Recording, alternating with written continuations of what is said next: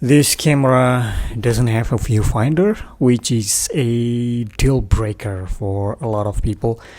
But if I had to choose one camera to use for the rest of my life, it would be this Fujifilm X70. I love viewfinders and usually prefer having one on my cameras, but when I think about how I travel and shoot, I really don't use the viewfinder that much. Most of the time, I shoot using the screen.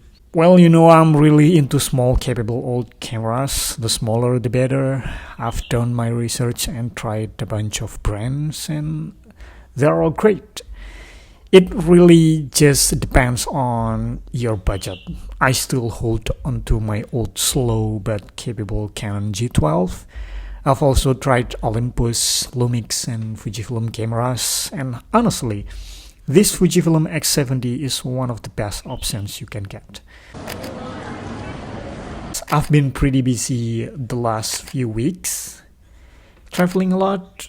When I went through my archives, I was really surprised by the images from the tiny Fujifilm X-Q1.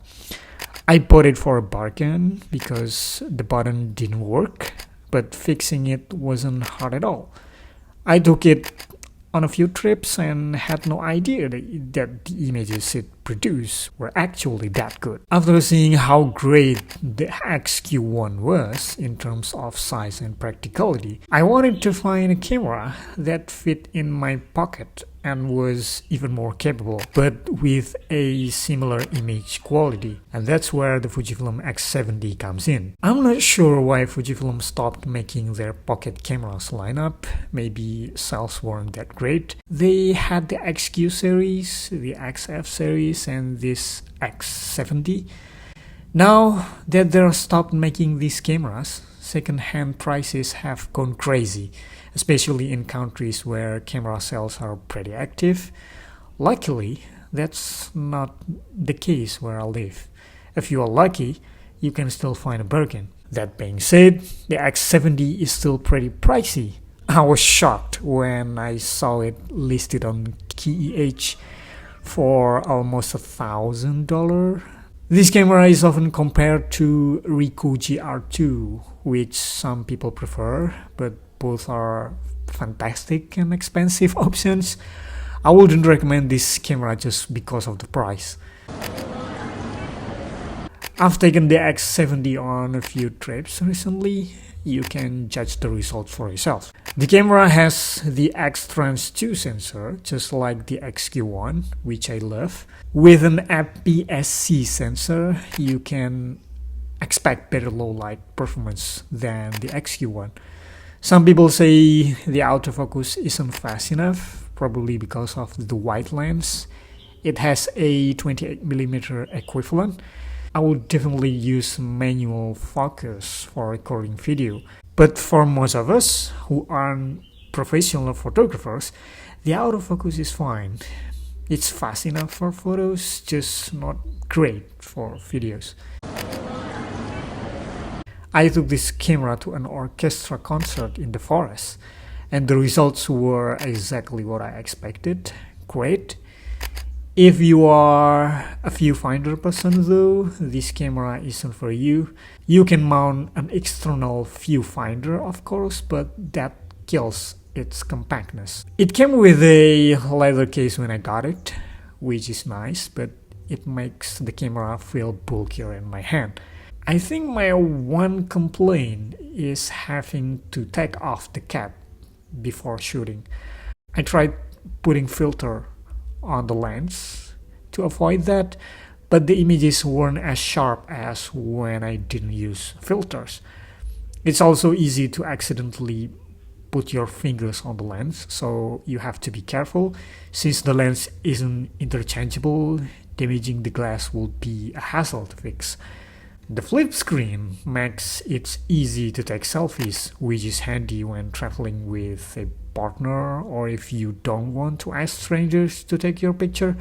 It's also great for capturing moments with family and friends. I wouldn't recommend it as a vlogging camera, but if you are going to try, make sure to use manual focus and set the distance beforehand.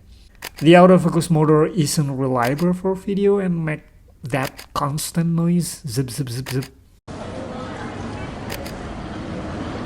Looks wise, the camera is tactile and has a nice feel.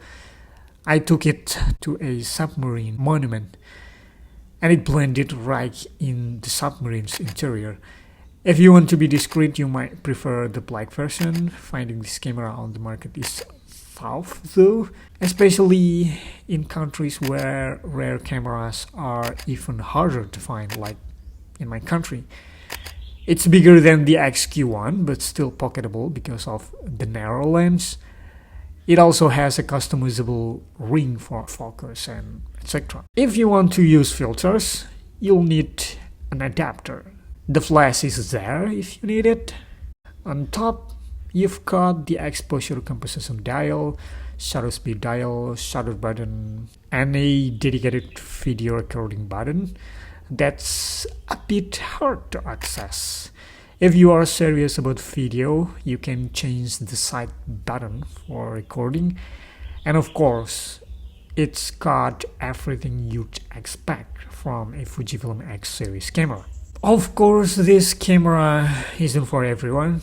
The old X100 series is definitely more popular, but if you want something that stands out and isn't mainstream, this might be the camera for you. If you are looking for something as capable as Ricoh GR2 but in a Fujifilm body, this is it. This is the Fujifilm X70, but again, it's pricey. If you want to save money, I'd recommend going for an old X100 series instead. But if you want a small, pocketable, capable camera with the X-Trans2 sensor without spending too much, then you can go for the XQ1 or XQ2.